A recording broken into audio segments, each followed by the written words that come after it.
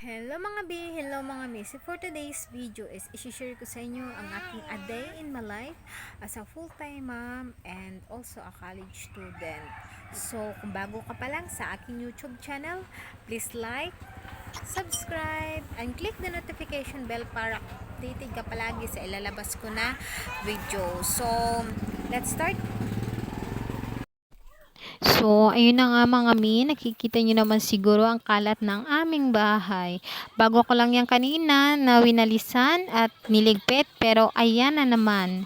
Marami kasing mga manok, aso yung pumapasok dito sa bahay, kaya kung ano-ano na lang yung kalat, tas dadagdagan pa ng dalawa kong anak. Ayan. For the walis muna tayo ng ilang minuto. Then ligpit-ligpit din pag may time.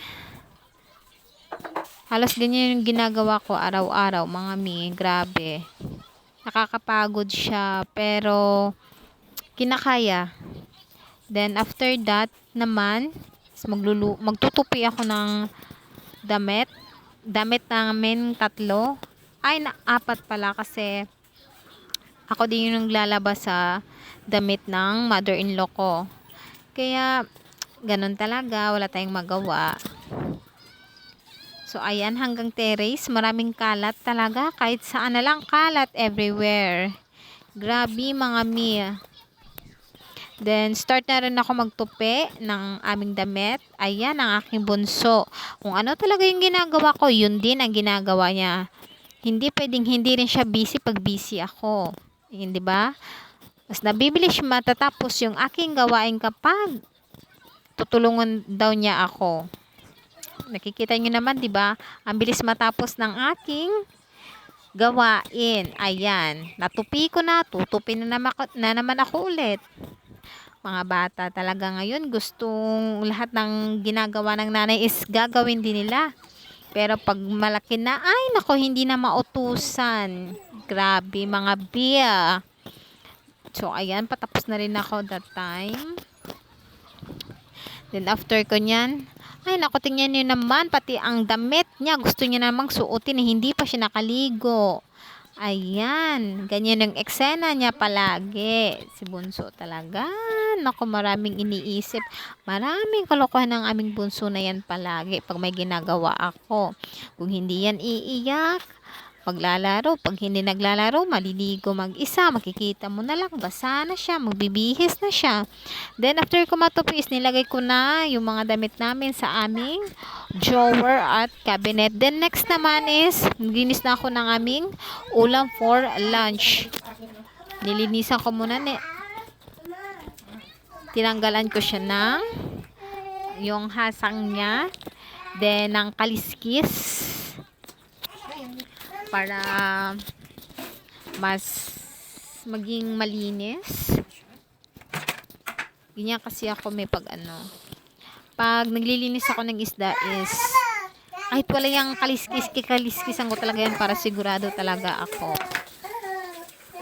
Babanlawan ko na siya ng nakailang banlaw ba ako nito kanina? Parang nakatatlong banlaw ako ng ami. Hindi ko lang siya masyadong naipakita para hindi masyadong mahaba na sa video kasi ang hirap mag-edit, mga mi. Ayun na guys, kukuha na tayo ng kamyas. Balik dito siya sa likod ng bahay kubo na pinagawa ni mother. So let's kukuha na tayo. Bababa lang siya guys.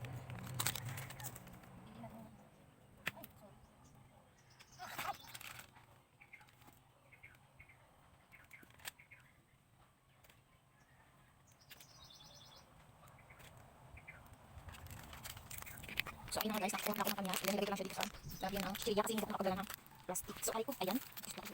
So ayan, uuwi na tayo. Balik na tayo yung bahay kubo namin. Ayan. Pag mainit din kami tumatambay. So ayan, pakita ang text ko lang sa inyo yung plan namin. Ayan. Tcharan! Cheese bird yan. So let's go. Doon pa sa cheese na yung namesa is doon kami tumatambay. Ayun yung aking, say hello na, say hello. Yan si chichirya, oy. Hello, hello. Hello, say hello. Hello. Yan yung panganay ko na anak. Panganay ko yun. Tapos na siya mag-aral. Tapos tinapos niya yung binigay ko activities sa kanya, so pwede na siya maglaro. So let's go, luto na tayo. Ayun na nga mga mi, pagka-uwi ko galing sa likod ng bahay kubo, kumuha na kami is hinugasan ko na siya at inilagay sa maliit na kaldero at isinalang ko na siya sa kalan.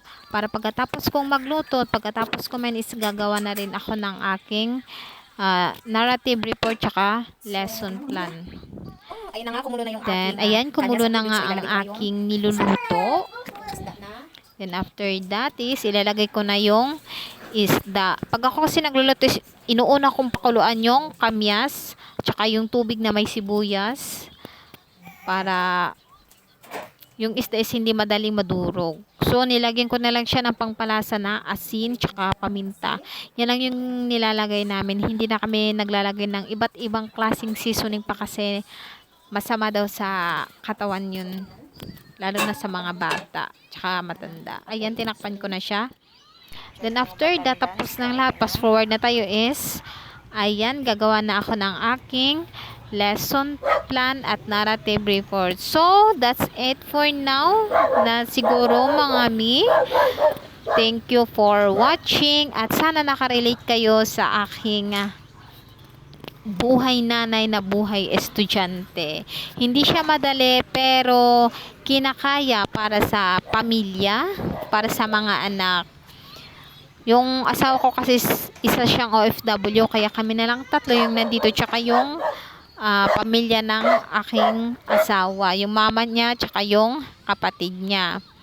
So that is for now muna siguro kasi ang hirap talaga mga mag voice over pala. Mas maganda na lang talaga yung habang nagbi-video ka is nagsasalita ka or pinapakita mo yung binibideo mo para hindi ka na mahirapan mga mag voice over kasi pag nagkamali ka ulit-ulit, ako nakailang take na siguro ako dito sa video ko na to, lalo na first timer po ako sa pagbablog na to. So hindi ko alam kung anong kakalabasan nito, kung magiging success ba or what. So, sige lang, God's will. Naniniwala ako kay God. So, ayun na nga.